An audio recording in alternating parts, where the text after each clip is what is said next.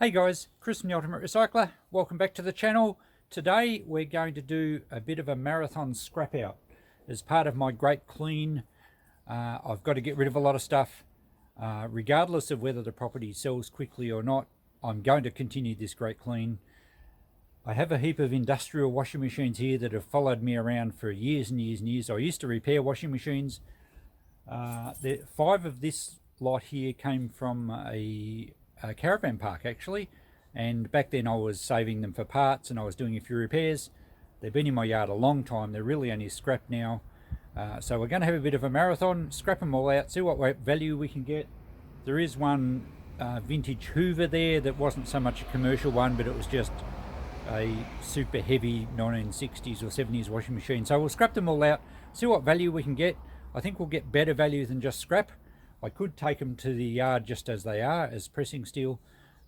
So we'll weigh one, get a bit of an idea what they're all going to work out at if we were to just drop them off. But I reckon I can get much better value scrapping them. So let's get into it. Now most of them are missing the front panels. Those two end ones have the panels. I'm not sure why these are off now. I think they may have come that way. I may have taken the panels off for something. But you can see they've all got a decent electric motor in them. There's going to be some wiring. But I'm more interested in the large barrels inside. That one even looks a stainless steel one. They make really nice fire pits. And also the outer sleeve of the barrel can make a good fire pit as well. I'll get good value for those. The panels on these older ones look like they're a cast alloy. There's going to be some wiring. So we'll just weigh this one first and we'll see what it weighs out at. Coco, what are you doing? She's digging a hole. And we'll get a calculation as to what they're worth if I was to take them all to the yard as they are. Of course we're not going to. I will certainly, anyone should pull the electric motors out, but as I said, the barrels will make great fire pits.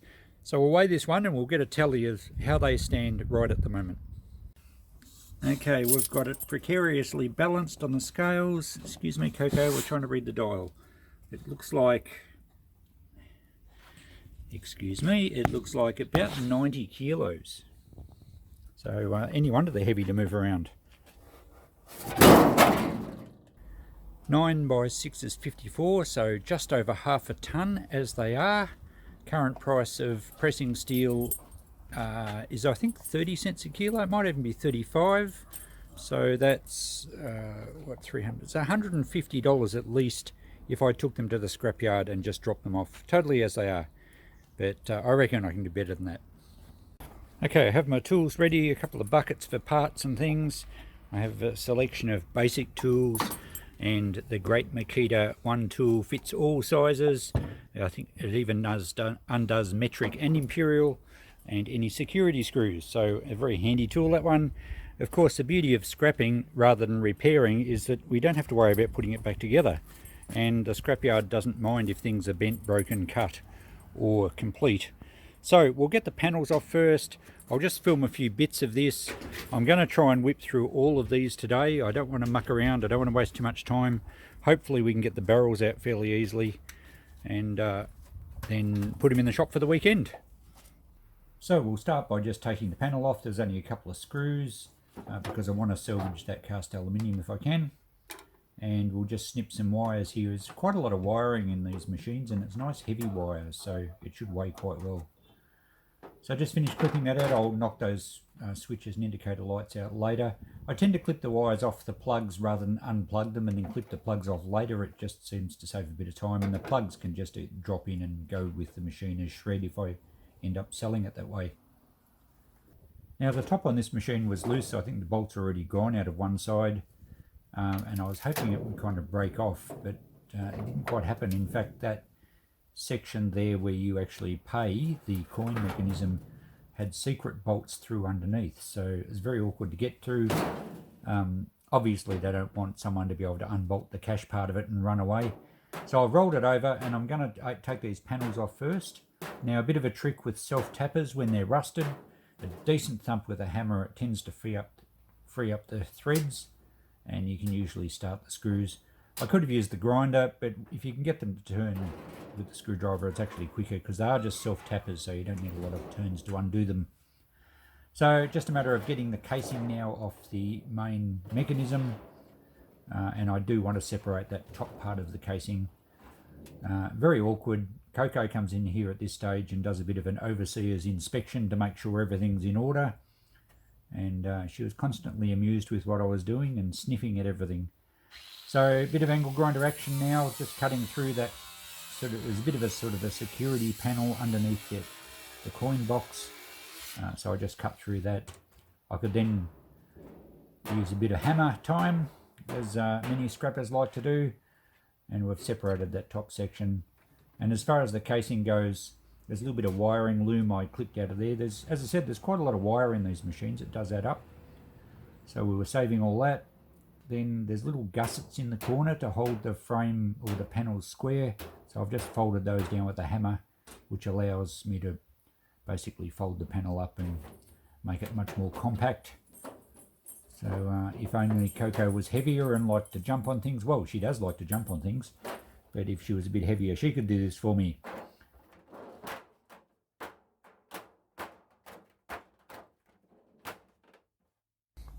Okay, we're 20 minutes in. I'm not sure if I can be bothered trying to get that pay section apart. It doesn't rattle. I don't think there's coins in it. And there's only going to be a little bit of wire and a few switches. So we might just leave that because this is going to take more time than I was planning. The barrels are also going to take a bit to get apart because we've got a gearbox assembly on the bottom. So the motor will be easy enough to get. But we might use this one as a bit of a guide, because if this ends up taking too long for what I can get back on the barrels and the wiring and stuff, then the rest of them might just go as they are, maybe even to the local transfer station. I couldn't be bothered taking them to Melbourne, but we'll persist with this one and see how long it takes us to finish the job. Okay guys, it's later on in the day. I did spend about an hour on this first one and I still haven't even got the barrel assembly apart. It took me a while even just to grind the electric motor out. Every bolt is absolutely seized, rusted solid. You see with the electric motor, I'm probably still going to have to take that bracket off because I don't think the yard would like too much excess steel in with the motors. So what are we looking at? Well, as far as scrapping out these today, that's certainly a fail. As far as scrapping out these full stop, I think it's a no. And importantly for scrapping, you need to know when to quit. Now, it's not so much quitting as in a failure, it's making rational economic decisions. Everything is seized solid. I'd have awful trouble getting that spindle out, the bolts there to hold the gearbox through. The outer shell I noticed on this one is actually a bit rusty. It's got a few holes through it. So it's not worth the effort. Even if I got $50 for the inner barrel as a fire pit,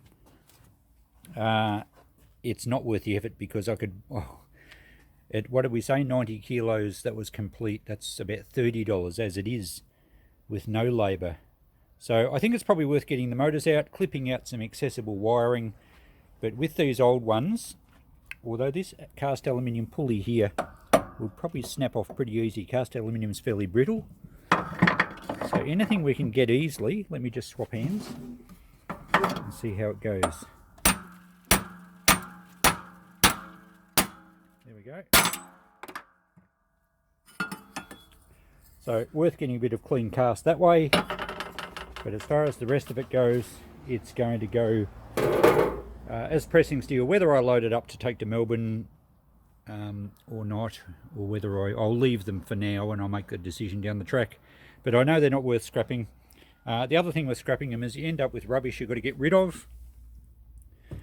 So, but when the yard buys them, they allow for that. So I think that's the plan of attack. With this more modern Hoover, it's not so rusty. It hasn't been in the yard all that long. We might try and pull that one apart and see if we can get the barrel out. I think the barrel looks pretty good in this one. Let's have a look. It's got an aluminium lid. It looks like a fairly nice barrel in there. So that one may come apart okay. We might try this one. Next chance I get out here, we might strip that one out to finish off this video. But the rest of them here, 1, 2, 3, 4, That's what, almost 400 kilos. So I think, what did we work out at? 30 cents. So let's say 120 odd dollars. As they are, no labour. Let's get rid of them next trip maybe. Or at least some stage down the track. I'm not going to waste any time on them. Okay, it's another nice day out today. I've trolleyed this machine up to near my shed so I don't have to keep running back for tools. I've got a bit of a clear area here to work. I've got all my tools laid out like a surgeon with his array of medical instruments. I've got a coffee. So with all the important ingredients there, let's see if we can scrap this one out and see if it's viable. We'll certainly go for the motor first, and we'll take the casing off, and hopefully the gearbox assembly and the barrels come out nicely on this. Hopefully at least the bolts will undo. I do reserve the right to quit on this anytime I want in the name of efficiency. So let's see how we go. With the front panel removed, it was easy just to undo the front bolts. The lid hinges were already broken, and the back bolt, it didn't bolt at the back, it just had brackets that you could lift it off. Okay, there was no wiring loom attached to the top, so someone's been in here before, I think. I was expecting to have to cut wires, but I think they're still down there. I think the thing's just become unplugged. So that's okay. I would normally just cut the wires and leave the plugs in there, but we've certainly got into that a lot easier. Let's see if we can get the rest of the casing off. So these screws came out pretty easily. They were just self-tappers into the plastic. In fact, they're actually stainless steel, which makes sense because they've got water on them all the time. You wouldn't want your machine to have rusty screws very early in its life. So I tend to save these screws. For a start, they're nice and clean because they're stainless. But also sometimes I will actually have a jar full of stainless steel hardware and I can ask a bit for that. So this part comes off okay. There was just a bit of a drain hose at the back there, and around the top of the barrel there's just a bit of a rubber sleeve that came off. Then to remove the agitator, the top nut thing was very tight, so I just tried to jar it with a hammer and undo it, because we need to get the agitator out to access the bolts under it. Extremely tight, so I got some Stilsons onto it. Tried with the normal right hand thread way, but it seemed a bit too tight, so I thought it might have been a left hand thread, so I went back the other way and no, it's the right hand thread.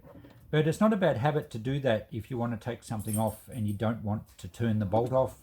You can go back and forward, tighten, loosen before you try and undo it completely. And in this case now we've got it to finally move and it got a bit freer. Turns out that it actually screwed into a little brass piece on top of the spindle, which I threw into the brass, as you'll see later on. So with that off, we can now pull the agitator out. Okay, it's still a little rusty in here, but it's certainly easier to get to than the other ones. These will be stainless steel bolts, so I should be able to get those out. The actual housing is cast aluminium, so a few big thumps with a hammer and it should free that up. And the barrel should be reasonably accessible, but once we undo these top pieces, we'll attack it from underneath. Rather than go underneath, I thought it might be better to take the back panel off. These self-tapper screws came out pretty easily. They weren't overly rusty, but as we saw earlier, if they are rusty, a quick sharp tap with a hammer and makes them so much easier to undo. So most of these were pretty clean. I'll throw them into my hardware box. Probably go in a jar in the shop, and I always seem to be able to sell that stuff pretty easily. So I lifted the panel up now. There's wiring loom attached to it. Quite a lot of wire, as I mentioned, and there's my hammer I dropped before. So clip the wiring loom out, and then there's only the drain hose now holding that panel on. I found some heavy duty garden shears, and they're really good for cutting through the rolled rubber hose. Much quicker and easier than trying to undo clamps. So that gets the back cover out of the road. Okay, that's opened things up. It appears to be a slightly different design to the other ones, but I think we should be able to undo the bolts. We've got some big springs which I'll save and put in a box for springs. I do sell a lot of springs. Decent wiring loom. I've also got the solenoids. They can go into electric motors. There's copper in those. I certainly don't try and get the copper out of them, but they're better than shred money. So, alright, and nice electric motor there with, looks like beautiful copper in it. but I don't have time to strip apart motors.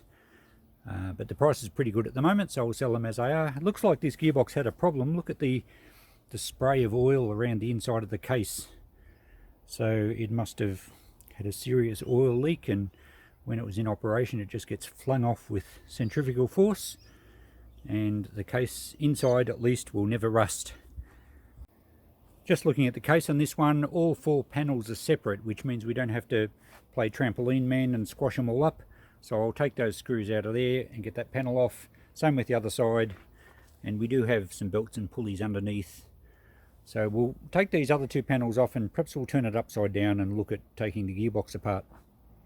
So I think we may be able to release these tabs from underneath, and once we release the spring pressure we can then undo the struts. So rather than turned upside down, let's see if we can get these tabs off. I might need some hammer encouragement. There we go, one hit in the right spot.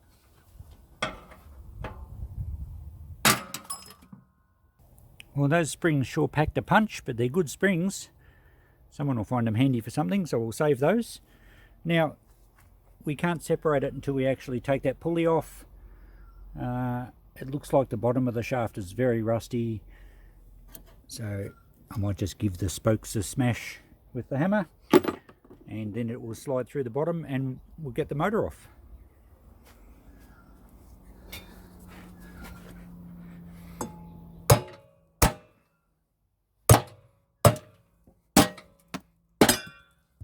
Easy. Well, the motor's almost off. It looks like it's only got one mount post. I think it has to slide to engage and disengage the belt, so it only has one anchor point. So the motor just pretty much fell off, so that was really easy. It looks like it had rubber mounts that are quite perished, so we're able to clean the wire and the motor up very easily. I've got a bit of earth wiring around here too. There's another spring. We'll get him out. There we go. And now let's just cut through this big drain hose that goes from the bowl to the pump. The pump's only a plastic housing. It can probably stay on there. Okay, there's the pump. We might just knock that off with a foul swing of the hammer. Sometimes in pumps you do get a lot of coins, so we'll keep an eye out there.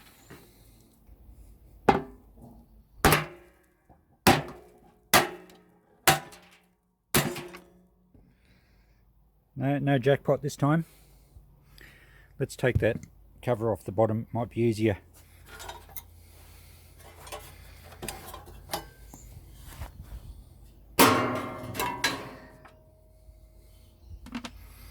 Oh, there's one bolt to get out. We'll pull him out, although we might be able to break him off.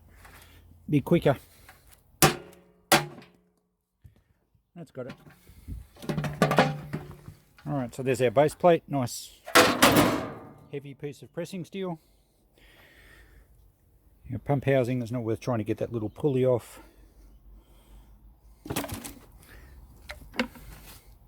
Rest of the pump. So now we've just got the gearbox assembly on the bottom of the outer barrel and then the inner barrel to get out. So we'll start undoing some of these bolts, and it shouldn't take us too long. Let's go with a bit of fast motion now, as we got the 3/8 ratchet drive set out and sockets, and I had to get a spanner to hold the inside, but they undid pretty easily. They all nice and clean. There was no rust in this part of the machine, and it stocks up my little hardware box. Nuts and bolts are always popular with the farmers. They like to buy assortments through the shop, and any of you that have workshops will appreciate an assortment of nuts and bolts too when you're looking for something. So they came okay, out okay. Then we've got to slide this assembly off and we're left with the gearbox. Okay, now I'm not sure how to get the last part of it off. This is heavy cast iron housing, and it looks like it splits in the middle, and it's probably got oil in it. Well, it would have, because the oil would have had to come from somewhere inside the case.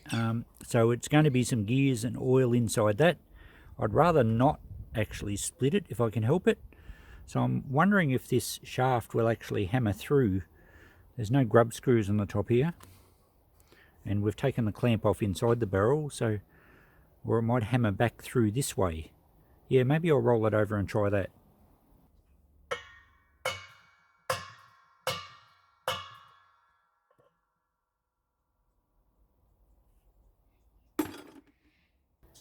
Okay, a bit of hammering back and forward. I can get the centre shaft to start to go out the other side, but then it's flaring it out, so it's not going to slide down through the outer shaft. I don't really need to separate those two. The problem being is the aluminium little housing here. I broke the top section off, but aluminium, as it corrodes, it kind of grows and it almost chemically welds itself to other metals, and there's no movement through there at all. So I'm going to try and break it up. I'm going to get in there with a cold chisel and a hammer and try and break that up. If I can crack it through and even remove a bit of it, I should be able to hammer this main shaft just through the bottom of the barrel.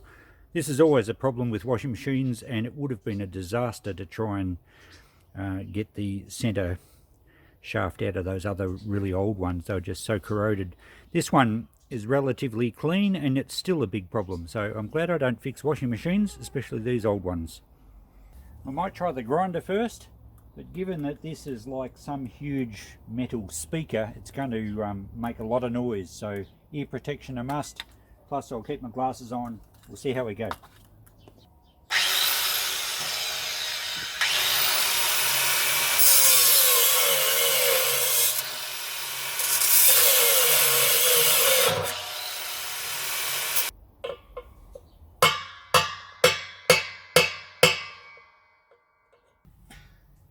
Now I've cut through most of it. I think it's starting to crack. I can get to the bolts from behind, so I'll undo the bolts now. I think we've got enough room to get a spanner in there. I'll undo those. Hopefully then it's going to fall apart. I don't want to take too much more time on it.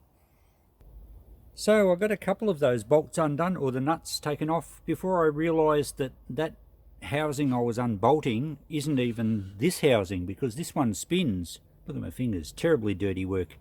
So I've gone back to driving a cold chisel in here. I've got it wedged in there now. I think I'm going to hit it with a sledgehammer and see if I can crack the housing through. It's obviously still bolted from within this, or underneath this drum, but within the other one. But if I can crack it through, it should release the pressure on the shaft, and hopefully we can hammer it through out of the road. Once we get the barrel out, we'll be able to clean it up and get rid of that housing. So I'll try and find my sledgehammer. We'll give that a thump and see what happens. So after much hammering, I think I've actually split through that, and it looks like now the drum is starting to slide off this shaft. So let's see if we can work it out, and then we'll be able to get underneath it and clean up the rest of it and clean up the drum. Hopefully it comes out.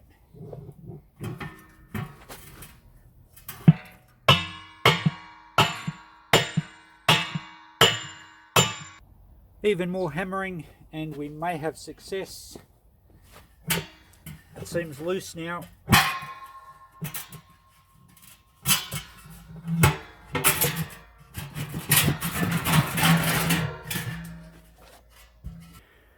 There we go. So there was a fair bit of rust on this shaft, which probably wasn't helping. Looked like there may have been a collar underneath that we broke, or that looks like it might be just plastic. So that's the main seal. Underneath that rubber, I assume, will be the other end of those bolts we started to undo, and we will take them out because this outer shell will also make a good fire pit. So now we need to get those ones out. As I said, things that screw into or go through cast aluminium usually end up seized tight because the alloy just sort of swells and grows. But we're getting there. So we'll try and undo those ones next, and then our barrel will be free. And then we'll peel this seal off and try and undo those last few. We can get these outside bolts now off. They look like they're just a normal bolt head. They're probably stainless steel again. They should come out okay. So we're nearly done. I don't like my chances here, but let's give it a go. Oh, I didn't think so. Well, let's try a bit of extra help. Probably not ideal treatment of your screwdrivers, but this is an old one anyway. Let's see if we can get some extra torque into it.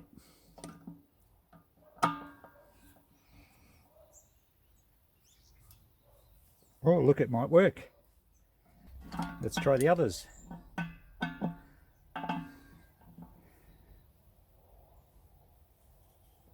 Oh, well, look at that. They're going to undo.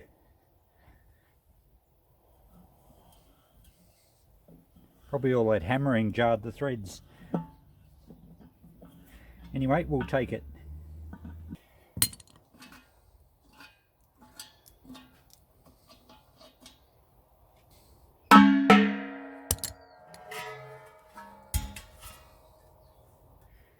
So we've got a piece of cast aluminium now that can go in the clean bin. Realistically, we probably didn't need to bother with that, because first fire in there of any sort of heat and it would have melted the aluminium away anyway. So if it's only going to be a fire pit, probably not necessary. Anyway, we've got it out now. Let's turn our attention to this part. Geez, this thing's going to fight me all the way. The only way to get the shaft through is there's a bearing there and it has to slide through. Now, because the shaft's rusty and it's a little bit marked from where I was grinding, it's not going to slide through. It slides through an inch or so and then stops. And the more I try to hammer it, the more I'm going to burr this end out and it won't go through. So I can't get the remainder of the seal off because it must be just molded around bolt heads and then they push through. If I undo the rest of the nuts underneath, it's just going to loosen it up, but it won't still slide through either way. So I'm just going to clean this up a little bit with the grinder so that it can slide through. But geez, it's not really worth the effort, I think. I'll tally up all the benefits, all the totals when I've finished, and we're about an hour and a half now. It's time that I could have spent better doing other things, but we're so close now that I'm not going to quit. I'll just clean this up and slide it apart. Still have to take these brackets off here, but that's neither here nor there. It won't take long. Okay, we'll finish it shortly.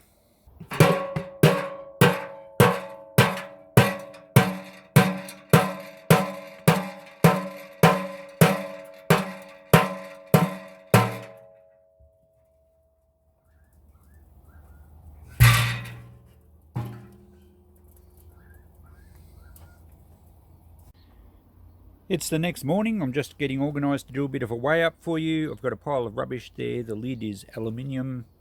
We have the electric motor, the barrel, the good barrel, the outer barrel, and a bucket of assorted wire and hardware. What else have we got? A bit of pressing steel, a bit of shred, plus also the panels. And I just got this top. I thought I'd just get the control panel off here. I've just snipped all the wires, so this top panel can go with these others. We'll weigh them up in a tick to get a total value. We're not going to get a lot out of here except some more wiring. We've got the solenoids. There might be a motor on the timer, but it's negligible. So we'll have a quick look in here and then we'll weigh everything up. Hey Coco, come back here. What are you doing with that? Give it here. There's quite a lot more wire in here worth clipping out, but I think I'll leave everything else. There would be some silver contacts in the switches and also in the timer, but there's also a little electric motor there, but it's not worth the hassle to get out. I don't have the time to do micro scrapping on this, so we'll clip the wires out and the rest of it can just go with the pressing steel. So I've all finished this scrap out. It's just starting to rain, so I better wind things up. Here are all the bits and pieces, and I'll show you what they weighed and what they will pay roughly. We had about 10 kilos, pretty well exactly 10 kilos, the electric motor and a couple of solenoids, so that's about $12. I get 50 for these big heavy barrels, so that's the main sort of motivation for me to scrap these things, although I may change my mind.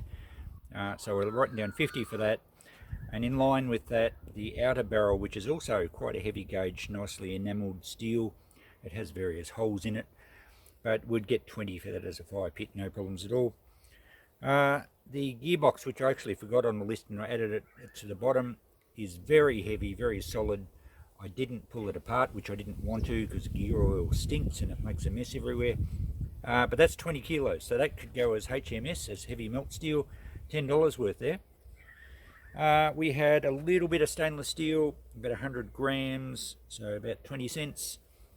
Although some of the nuts and bolts were stainless, but I'll sell them as hardware. If you don't have a way of doing that, then you can throw a few of the nuts and bolts in with the stainless. I put down $3 for that because I will easily get that in the shop for it. A little bit of brass. We had, 150 grams of brass, so that's about $1.20. These inserts out of the solenoid are actually copper, but I've included them in the brass for the sake of these calculations. The wire, we had 300 grams of wire, so it's about $1.20. A little bit of clean cast aluminium, 600 grams, $1.20. I'll show you the list in a tick. Some basic sheet aluminium, we had about a kilo, so about $2 there at current prices. The bulk of it, of course, was the pressing steel, the brackets, the panels, the top and the bottom, various other bits and pieces that can't go as HMS. 36 kilos, so that's about $12 for that lot. And of course, we've got a pile of rubbish to get rid of, plus the other bits that Coco has randomly distributed around the yard. So that ends up our total breakdown. Let's have a look at the list and a quick discussion about should we do it again. If you missed all those prices, here they are, just a rough approximate, but it gives us a good idea. Adds up to, oh, I forgot to include the HMS, adds up to $112 return. Of course, if you don't have any way of selling the fire pits, that eats away most of that figure. So, and also I've included $3 for hardware there. So that big effort took me 2 hours around about.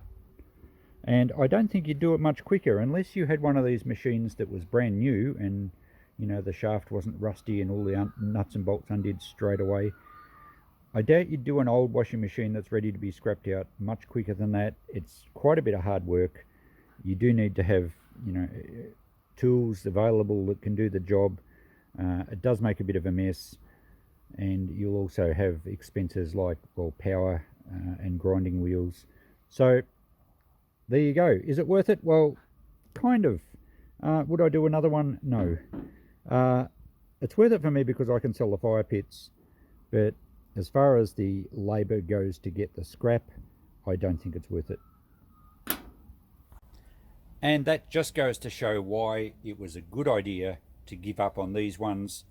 They were so hard to, every single nut and bolt was just seized solid, and I doubt I ever would have got the shaft through the barrel without an oxy torch or something. So I think I made a good decision, and that's why we do these things, to see if it's worthwhile. We learn, hopefully then in the future we can make more sensible economic decisions, and I'm doing these tests to save you guys the hassle of picking up one of these if you see it on the side of the road. Unless you've got a use for the fire pit and you've got a bit of time on your hands, personally I'm not going to do any more. They can all go straight to the transfer station, or, you know, down to the scrapyard as pressing steel. They certainly weigh a fair bit, and of course off that figure I showed you before, the $120, we could have got 30 straight up. So investing 2 hours to make 90, and then if you can't sell the fire pit, suddenly it becomes a waste of time. So okay, thanks for watching, guys. Hope you've enjoyed this. It was good to squeeze in a quick scrap out in amongst my big great yard clean, well, everything clean. The next episode, let me see, you'll probably see this Sunday. The next episode will probably be a scrap run. Of course, by now, while you're watching this, the shop, we know what's happened with the auction, but right at the moment as I'm speaking, I don't. So keep an eye on my channel. There's lots of things going on. I hope you're enjoying the journey. I am. It's great. Righto. See you guys. Catch you next time. Bye.